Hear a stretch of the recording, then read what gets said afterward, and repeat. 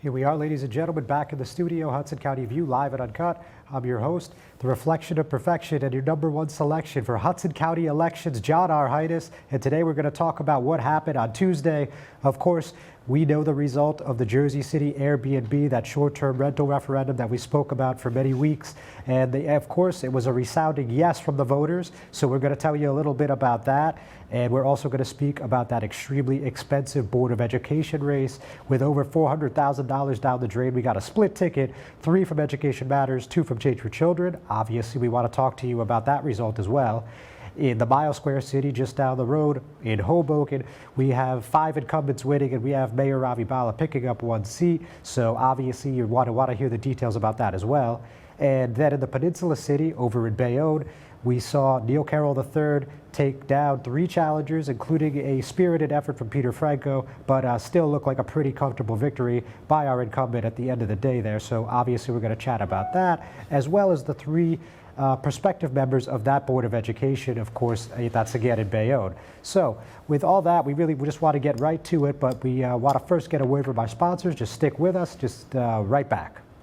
It takes more than a state-of-the-art medical facility to make a great hospital. It takes a team of dedicated medical professionals. That's the Jersey City Medical Center, Hudson County's #1 hospital. Medical teams consisting of New Jersey's top doctors, Magnet Award-winning nurses, and accomplished hospital associates, all committed to your good health. That's what you have at the Jersey City Medical Center. Make Hudson County's #1 hospital your first choice. Visit us on the web at barnabashealth.org. Burns Brothers Memorials, Monuments, and Markers, 787 Tunley Avenue, Jersey City. Hudson County's only monument maker, serving all faiths and cemeteries. Design, studio, and large inventory on site. Cemetery inscriptions and custom orders welcome. Burns Brothers Memorials, Monuments, and Markers, 787 Tunley Avenue, just south of Secaucus Road. Craftsmanship that will last for all eternity. Burns Brothers, Jersey City, Albert H. Hopper, North Arlington. Visit us on the net. Hudson County View, live and uncut. John Arhitis, joined with my esteemed colleague Mark Bucinich. Mark, good to have you back. Took a couple weeks off. Thanks for understanding. Yeah, sure. Glad to be back, John. All right. So first off, let's talk about Airbnb. I mean, we spoke about this who knows how many weeks in a row, but it was certainly quite a few. And the end result, I guess you could say, was a bit anticlimactic, right? It didn't end up being that firefight at the polls we expected. It looked like a pretty solid margin of victory for the yes vote. It looked like it was almost 2.5 to 1. It was approximately 14,000, I'm going to say 500 to about 6,200. I mean, those final tallies aren't in yet, but clearly the result is not in doubt. So your take on that, Mark?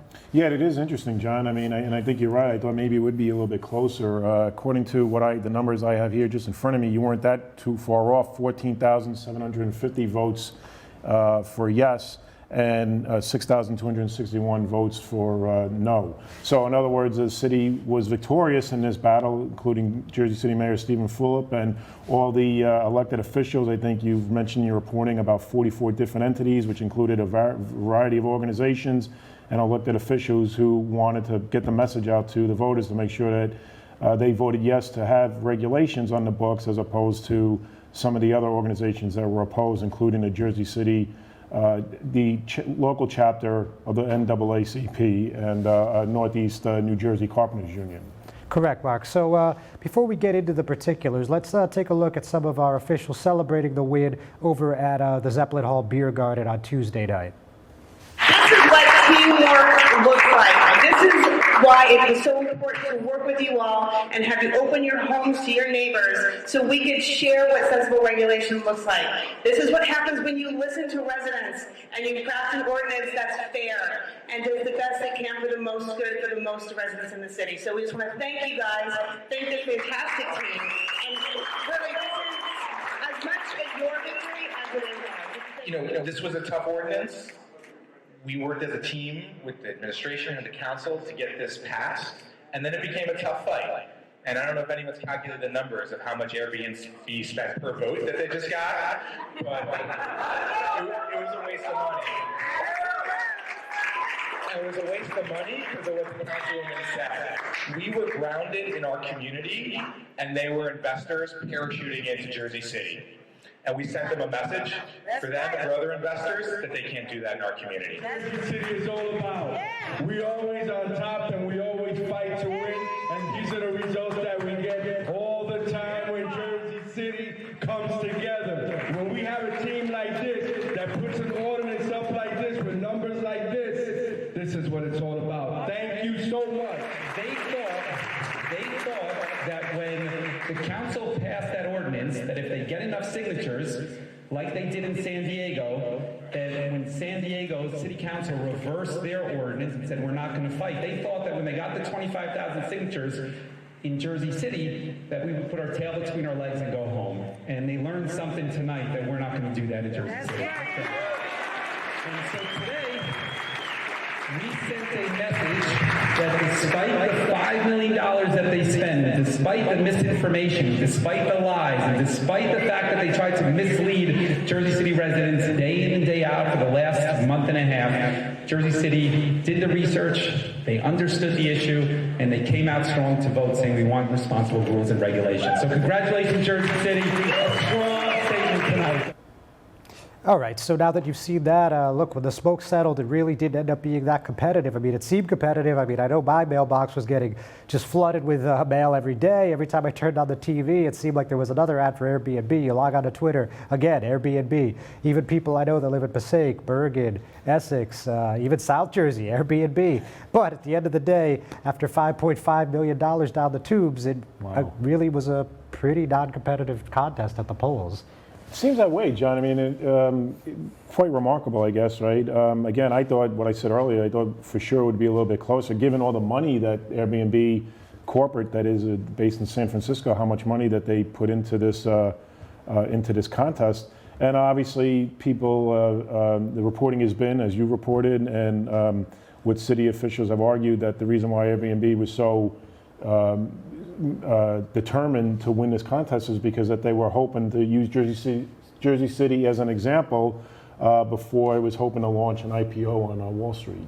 Yeah, I mean, I imagine that they're still going to go public next year, but certainly this wasn't the result they were hoping for over on the West Coast. So, you know, we'll see what kind of reflection that it will have across the whole country here. I mean, you know, you saw Mayor Fulop say a couple times actually on Tuesday that this is going to set the precedent nationally. And I think that's a pretty fair statement to make. I think that was a pretty reasonable assessment. At the end of the day, you know, Airbnb dumped in about $4.1 million. You know, certainly the city, mayor, and council had their allies as well. Of course, the Hotel Trades Council, AFL, CIO. So, you know, some large union interest, of course. But at the end of the day, Jersey City said, you know, listen, we want smart, sensible regulations, or at least that's how they saw them, because otherwise I don't think they would have voted yes, right? I think that's right, John.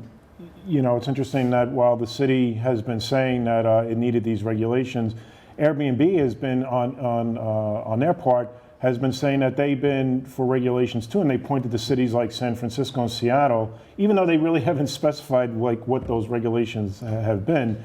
But nonetheless, it would seem that a very reasonable, sensible regulation is to make sure, which is going to stay in the books, it's not being overturned just because the Airbnb lost its battle. What's still on the books, what's still the ordinance still is that as long as it's owner occupied, those owners still will be able to rent out for short-term rentals. Yeah, I mean, generally speaking, that's true. I mean, I think the biggest change that most of the vote no people incensed was the fact that now if you're a renter, you're no longer able to utilize that space for an Airbnb or other short-term rental. So that's one change that I think a lot of people had some strong feelings about. Another one is that now it must be owner occupied, which, like you said, I mean, it was mostly changed, but I mean, it was mostly the same before, excuse me, but some of that language is a little different as well. And I think those were really the two main things that are, you know, hitting me right now. Was there anything else that you wanted to note about the changes here? Well, like you said, I mean, regarding the renters, that's right. I mean, in fact, we interviewed one of those renters, Nathan Taylor, an artist, Jersey City-based artist, and it'd be interesting to follow up with him to find out, well, now that, you know, now that this ordinance has passed, and it means that he will no longer be able to rent out his own apartment in a house that he rents from an owner, what will be his options now? Sure. So, you know, look, obviously this is something that's going to take some time to implement. I mean, I think it'll go through well beyond 2021 when the next mayor and council race will be. So that is certainly going to be a lot of fun. But with that, we're going to come back and talk to you a bit about the Board of Education, but we're going to hear a quick commercial break. Stay put. Newport, the luxury waterfront community on the Hudson River, offers a quality of life you deserve in 10 high-rise rental towers with amenities such as the on-site Newport Path subway, light rail and ferry service, Newport Town Square, 3 playgrounds, dog run, upscale restaurants, retail giants like Sears, JCPenney, Macy's, and Target. Morton Williams Supermarket is just outside your front door. A health and fitness club, spa, skating rink, and medical facilities are also on site. NewportNJ.com. Enjoy the New York skyline from Newport Town Square. Manhattan is just one path stop away or quick ride through the Holland Tunnel. Nursery and private elementary schools all on site. 12-screen movie theater at the Newport Center Mall. Want to visit Newport? Stay at the Westin or Marriott Hotel. Go to NewportNJ.com for details. Newport has luxurious towers, great restaurants, shopping, New York skyline views, schools, playgrounds, a marina and yacht club, gym, spa, fine wine, fine living. It's incredible. It's you. NewportNJ.com. Newport. Live like you want. The Jersey City Medical Center. You know it for its award-winning, life-saving ambulance service. It's also your health hub, with health and wellness locations staffed with certified professionals all through Hudson County. The Jersey City Medical Center. Here to help you with your healthy, here when you need us the most. The Jersey City Medical Center. Visit us on the net to learn more. Jersey City Medical Center, Robert Wood Johnson, Barnabas Health Facility. Let's be healthy together. And we're back, Hudson County View live at Uncut. John Arhitis joined with Mark Bucinich. So we got so into the Airbnb, we did touch on it all, the Board of Ed, and certainly that warrants a conversation in and of itself. So long story short, we have a split ticket, the Education Matters slate that was backed by the Jersey City Education Association, picked up 3. They got Gina Vertibello, the top vote getter, LaKendrick Shaw, and Gerald Lyons. And now joining them from Change for Children is Noemi Velasquez and Alexander Hamilton. So, Mark, obviously this was another remarkably pricey contest. I mean, over $400,000 spent across the board. You know, very unique given that these board seats don't even come with a salary, but we are where we are, and that is the final say. I mean, it looks like these were very definitive answers. It doesn't look like anybody's within striking distance, no recounts, no challenges. I think this one's in the books. What's your final take on the Jersey City Board of Education contest? Yeah, it was another interesting contest there, right? And again, taking place in Jersey City. It was, I guess my initial reaction was seeing how former board president Sudan Thomas lost the race. And well, just to clarify, he is the board president through December. Okay, so, but come the new year, he'll be replaced by another board chair. So it was interesting again to see how, like you said, how much money flooded this race, given that nobody's making a salary.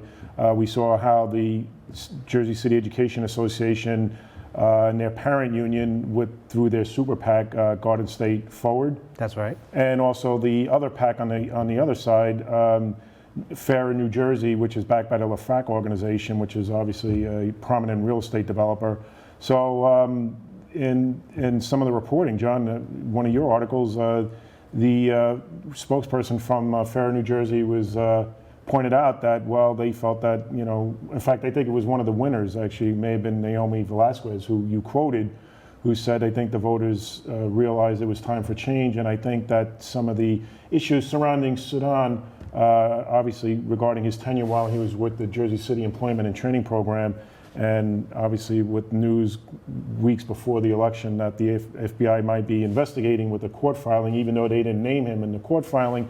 Nonetheless, I think that was some bad press for him, and it looks like it came back to bite him a little bit. Yeah, I mean, look, that whole JSEP thing obviously didn't do him any favors. Obviously, JSEP and the Board of Ed don't work together in many, if any, capacities, but certainly that's not the kind of thing that you want going around during an election cycle. There was a big feature in the Journal. It was actually the cover story today that talked about all the lawsuits he's been involved in. It also talked about some of the budget shortfalls, which I don't really think you could put on one person, but being the board president during that tenure, you know, obviously it's a tough place to be. Sure. And on top of all that, you know, the whole Marsha Lyles thing, which she's still collecting a salary. We still have an acting superintendent. Right. So look, there's just a lot of unrest in that Board of Education, and you throw that JSEP stuff on top of it, I guess it was just too heavy of a lift for one person. And also when you factor in also the amount of money that was coming in, that's obviously supported all the messaging from the Fair New Jersey PAC organization. they knew that Sudan was vulnerable in that regards, and they knew that they could exploit some of the problems that the board has been going through, like you said, even though it's not the responsibility of just one person. But for sure, in their messaging, they did exploit that. Yeah, I mean, no question about it. I mean, you look at their social media, which was obviously under scrutiny in the last few days, but you look at their mail, you look at their TV spots. I mean, you know, it was clear who their target was. I mean, you saw the endorsement from Council President Rolando Lavaro, and you know, him and Sudan were pretty much this close to killing each other. But if just to use a little hyperbole, they certainly are not on each other's Christmas cards list, if I had to stake a claim. Yeah, no, and you had reported that story, John, that Council President Rolando Lavaro came out in favor of Change for Children, while some other, obviously some of the other council members were in favor of Education Matters slate, which is backed by the local teachers union. But Rolando was quoted as saying in the article that, well, with with the FBI investigating the matters over at the Jersey City Employment and Trading Program, for him it was an easy decision to choose another candidate. Yeah, I mean, when Woody Councilman James Solomon, I mean, he gave his endorsement, I believe it was just the night before. It was certainly less than a day. And he said something similar. He said he endorsed a split ticket, and he said, for this reason, I can't support the board president. Obviously, no love lost between Councilman Solomon and board president Thomas either. But look, we'll see what happens. Obviously, it looks like the dire straits right now, but he's certainly shown that he could take some punishment. So let's see where he is in a year or two. I mean, who knows? But it's tough to predict political futures here in Hudson County, but obviously not the result that he was looking for here. So with all that in mind, Mark, you obviously were able to make it over to Bayonne on Tuesday night, That's right. which was, you know, vital. I mean, there's no way I could have made it to all three towns. So, of course, big thanks to you and Corey. Sure. You know, definitely doing your due diligence. So just tell us what it was like over at campaign headquarters with Neil Carroll III, and if you had any interaction with the Franco camp as well. Yes, it was about maybe a half hour after the polls closed, and we were was standing obviously in the campaign headquarters when about a half hour after the polls closed, Bayonne Mayor Jimmy Davis said, "Our next councilman," referring to Neil Carroll III, and so we had an opportunity to interview the new councilman. He's been obviously on the council now for about a year, 11 months, that is. Yeah. And now he'll be the full-time councilman for the next 3 years. So we had a chance to ask him for his immediate reaction. He's obviously thrilled. And, you know, we followed up with him, you know, based on the interviews that you had conducted with him and and the three other candidates who were running for the First Ward Council seat. And obviously we wanted to follow up with him that one of the criticisms that he has endured is from the closest competitor, Peter Franco, that he had approved or authorized, or he voted for about 8 tax abatements for developers during his tenure on the city council. And then we also asked him whether or not he would be in favor, because this is something that was important to Peter Franco, increasing the pilot payment in lieu of tax revenues from what was originally 5% and bumped up to 10%, whether or not he'd be open to even increasing that, because I think Peter Franco said he would like to see that even up to 20%. And Mr. Carroll said that it's a discussion he would be willing to entertain. Yeah, I mean, we heard that. I mean, obviously you were present for the Board of Ed debate. It sounds like a lot of our candidates and some officials are starting to warm up to the idea of bumping that number up to 20. I mean, whether or not we see that in the new year, of course, remains to be seen, but it's certainly a conversation that it looks like is ripe for the picking in Bayonne. So I don't want to cut you short on this. We're going to have further discussion on Bayonne. So we're going to go to a break, then we're going to come back with a clip from Councilman-elect Carroll, and then we're going to talk more. We'll see you in a few. Good Friend Self-Storage in North Bergen, New Jersey is a fully climate-controlled facility equipped with state-of-the-art security, packing supplies, a Refer a Friend program, and multiple loading docks convenient for commercial use.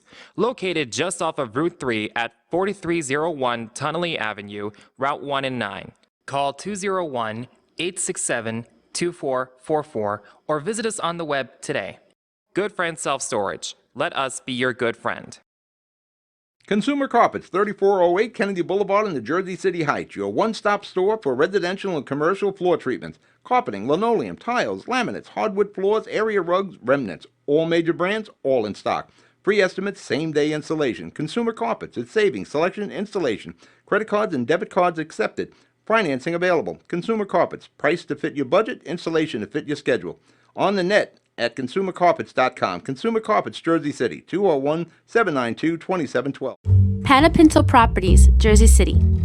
Shaping the workplace with state-of-the-art office space and an address your company desires.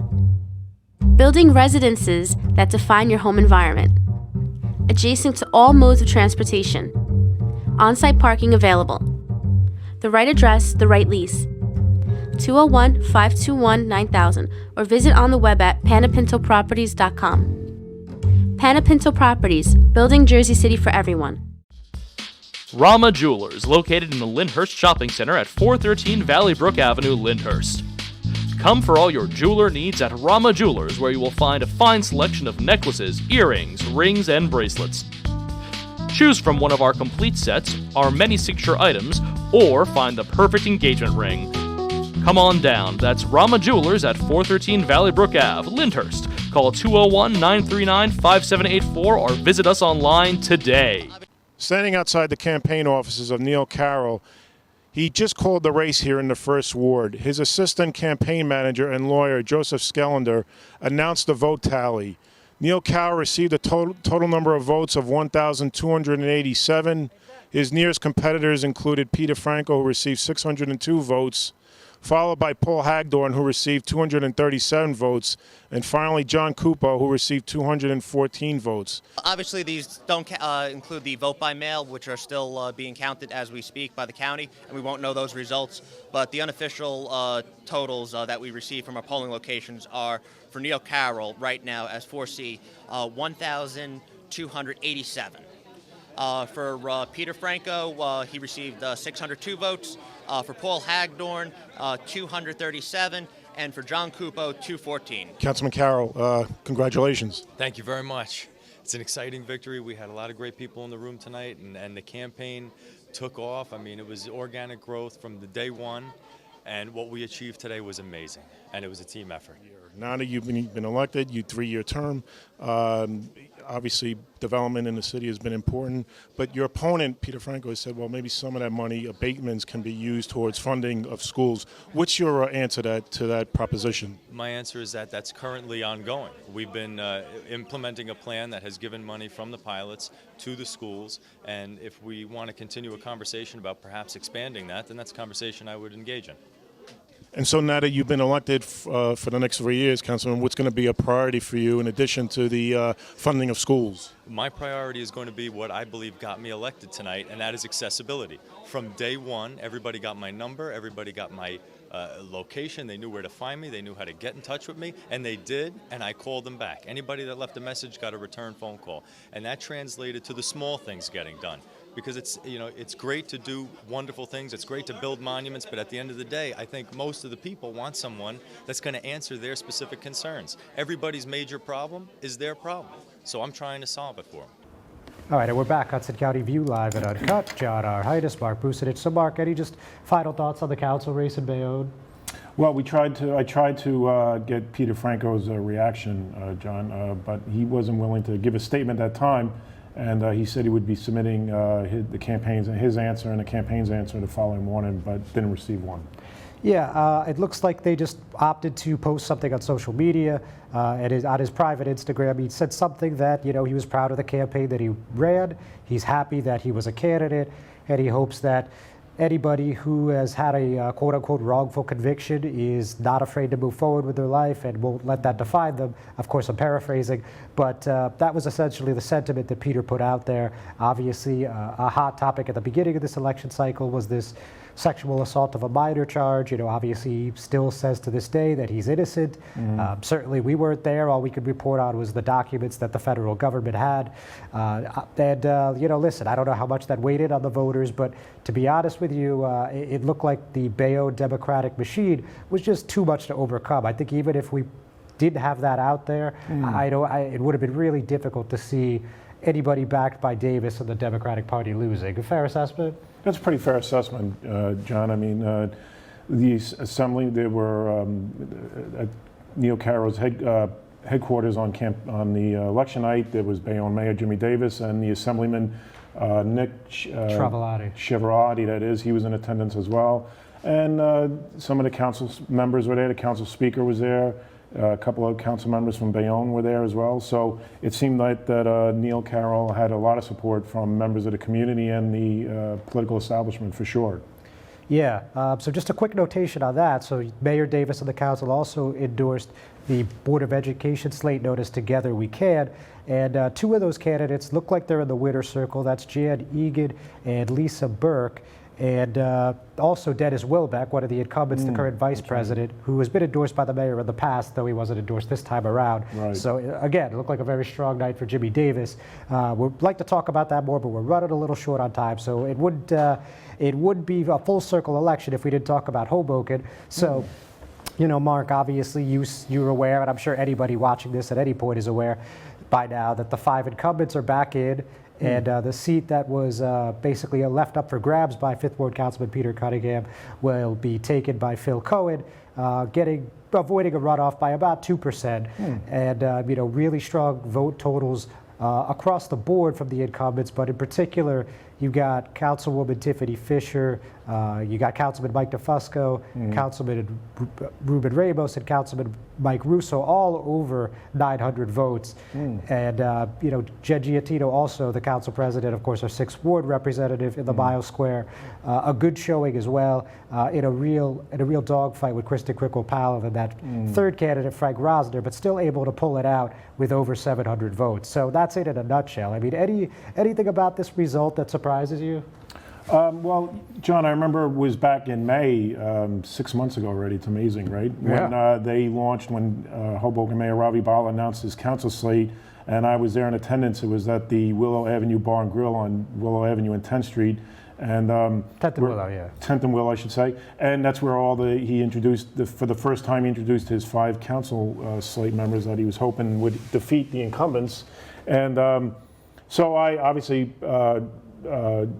asked him the question, for example, Mayor, if all 5 happen to lose come November, how will that affect your governing style and your ability to govern the city, knowing that you've had some difficulty with the incumbents on the dais? And he said, well, once the elections are over, we all come back as a family. We look forward to putting policies, we look to work together to put policies forward that benefits all Hoboken residents. And we'll continue to work together. So it was interesting to hear him say that at the time. Maybe at the time when he answered that, he was hoping maybe all 5 would win, but it turned out that only one of his council slate members, Phil Cohen, won the 5th Ward seat. Yeah, exactly. And listen, you know, congrats to everyone who was on the ballot this year in Hoboken and beyond. We want to just extend our greatest thanks for allowing us to converse with you and making us a part of the process. And thank you to all our readers and viewers that tuned in, that read, that you know, made sure that they were informed before heading to the polls. You know, it does mean a lot, and I'm sure you would agree with that sentiment. And the other thing, anyway, specifically on Hoboken, I mean, it's very interesting what we're going to see in 2021. I mean, it sounds like Councilman DeFusco is all but ready to announce, as you may have seen the Facebook post about his win, where he said, quote, that he's willing to work with the mayor for the next 2 years. So obviously council terms are for 4 years, so you do the math on that one. And he said as long as the mayor follows the legislative process, I think he also said too. Yes, correct. I mean, it was a long post, but it looks like he's running. We'll see if anyone else on the council decides to throw their hat in. 2 years is an eternity in politics, especially Hudson County politics. With that, ladies and gentlemen, thanks for tuning in. We'll see you next week.